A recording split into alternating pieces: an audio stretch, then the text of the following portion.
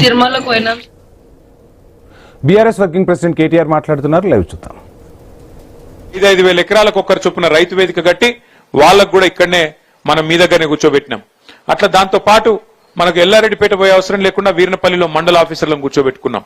మీరు కరీంనగర్ పోయే అవసరం లేకుండా సిరిసిల్లలోనే కలెక్టర్ గారిని, ఎస్పీ గారిని, జిల్లా అధికారులందరినీ తీసుకొచ్చి సిరిసిల్లల్ని కూర్చోబెట్టినాం. ఎందుకోసం ఇవన్నీ? ప్రజలకు మేలు జరగాలి. ప్రభుత్వం చేసే సంక్షేమ కార్యక్రమం గాని, అదే విధంగా అభివృద్ధి కార్యక్రమాలు గాని జల్దీ మీకు పని జరగాలి, మీకు అభివృద్ధి ఫలాలు అందాలన్న ఉద్దేశంతోనే ఇవన్నీ కూడా చేసుకుంటా ఉన్నాం. భవిష్యత్తులో కూడా తప్పకుండా మరి మీ అందరికీ, ముఖ్యంగా వీరనపల్లి మండల కేంద్రంలో నేను ఇచ్చే మాట, మేమేదో దూరం ఉన్నాం మిగతా ప్రాంతానికి అనుకోకండి. మీరు తప్పకుండా నా గుండెకు దగ్గరగా ఉన్నారు. ముమ్మాటికి మీ వీరనపల్లి మండలాన్ని ఒక ఆదర్శ మండలంగా రాష్ట్రంలో నిలిపే బాధ్యత నాది.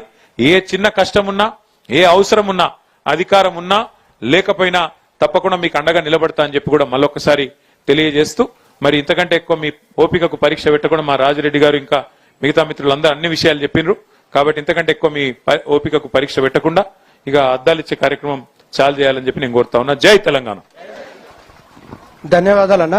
అన్నగారి చేతుల మీదుగా అద్దాల పంపిణీ కార్యక్రమం చేయబడుతుంది. ముందుగా పొలగాని మల్లవ్వ గారు వేదికపైకి రావాల్సిన కోరుసు. అట్లాగే బూక్యా నాన్య, పిటి రెడ్డి, వన్పల్లి. ఓన్లీ పిలిచిన వారే దయచేసి రాగలరు. అందరు కూర్చోవాలి. ఎవరి సీట్లలో వాళ్ళు కూర్చోవాలి.